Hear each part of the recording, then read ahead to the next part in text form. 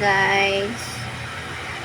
So ngayon tayo mag-aayos ng kuko ko sa paa. Magpe-pedicure lang ako. So papakita ko sa inyo kung itsura niya ngayon guys.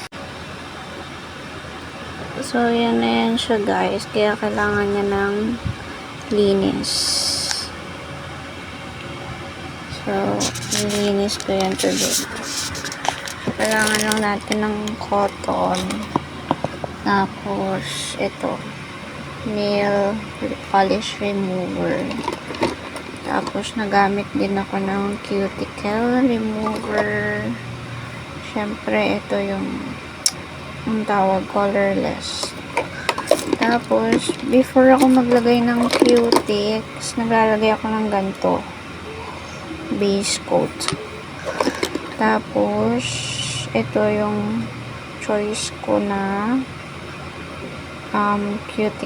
cutics. So ito lang usually ginagamit ko, red or what's this one, ito. Kaya lang ito ubos na siya, kaya kailangan ko na bumili.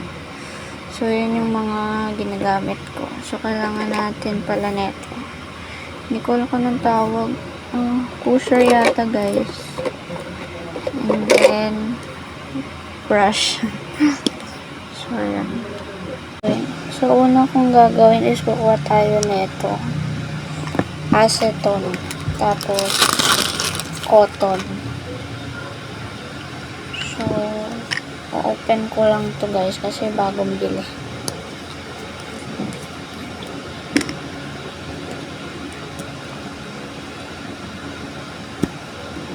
Dahil meron akong cutics, may nail polish ako, kailangan natin tanggalin muna. So ganyan guys. Pagpasensya nyo na yung kuko ko. Actually before naman nagpapalinis ako sa labas sa nail salon, kaya lang sakitan pag nasaktan ako after na magpalinis, hindi na ako umuulit. So since then ako na lang, yun nga lang, huwag nyo kong asahan guys kasi hindi siya perfect. Kumbaga lang siya, cuticsan lang. Hindi kasi ko sanay nang walang color yung ko paa, yung nails ko sa paa. So wait lang guys, babalikan ko kayo, tatapusin ko lang to. So yan na siya guys, tapos ko na siyang tanggalin. So next na gagawin ko is gagamit ako ng cuticle remover. Ito yung color pink. So ilalagay ko lang yan. Pagpasensya nyo na yung nails ko, hindi yan perfect. So lalagay ko lang siya dito sa bawat nail. And then para bababad lang yan guys. Hindi yata nagpo-focus yung video. Ito lang. Tsaka tayo gagamit ng papakita ko sa inyo. This one. Anong tawag dito? Pusher. So igaganyan natin.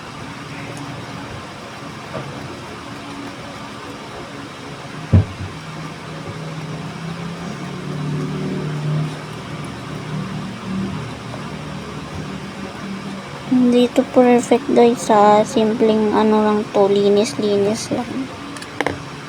Hindi rin ako expert, sadyang ayaw ko lang magpagawa sa iba kasi ma-murder yung nails ko.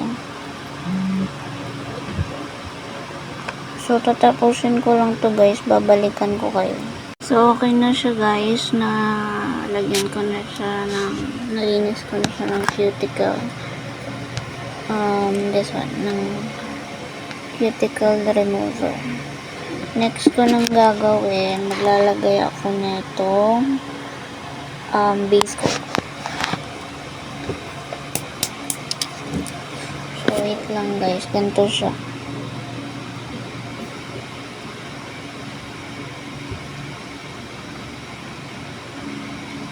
Sariling sikap lang tayo kasi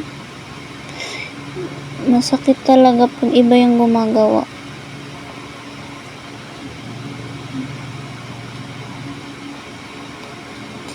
Huwag na lang tayo mag-expect ng pang salon yung gawa natin. Okay? So, yan. So, tatapusin ko lang muna to guys. Babalikan ko kayo. So, after nyo maglagay ng ganyan pala, kailangan siyang patuyuin for at least 3 to 5 minutes. So, wait lang guys. Tatapusin ko lang. So, ayan guys. Nalagyan ko na siya neto. Itong base coat. So, ang sabi kasi sa instruction, papatuyuin siya for at least 3 to 5 minutes. So, bago maglagay ng nail cuticle. Okay. Wait muna natin siyang matuyo. So, ito lang dalawa talaga yung choice ko pagdating sa cuticle. Yan. Red and brown. Okay, wait lang guys. Patutuyuin ko lang. So, ayan guys. Medyo tuyo na siya. So, ilalagay ko itong nail polish na exactly, wait, focus natin. Ayaw mag-focus. Exactly red.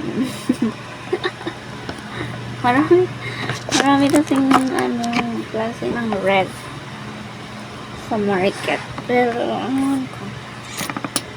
depende man sa inyo kung anong klaseng red gusto nyo. So, hindi talaga ito yung pinaka number 1 ko na pag-red na gusto.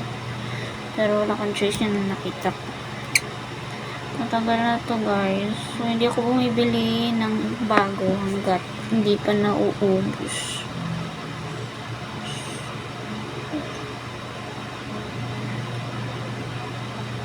Disclaimer lang guys huwag kayo mag-expect na perfect to kasi minsan hindi siya pantay, hindi siya perfect, hindi siya maayos, ganun. So, magdadalawang coat ako.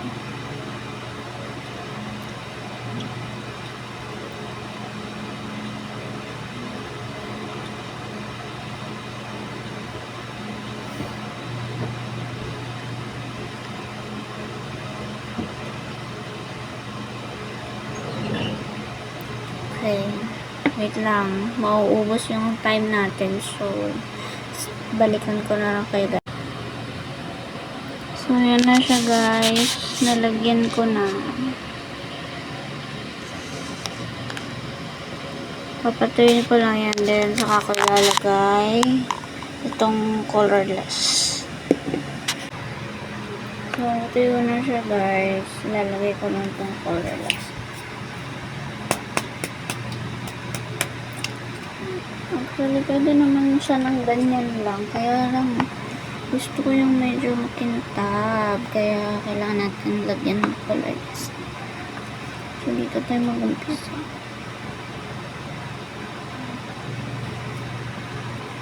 Ito lang ba yung may ganun gusto? Yung medyo glossy.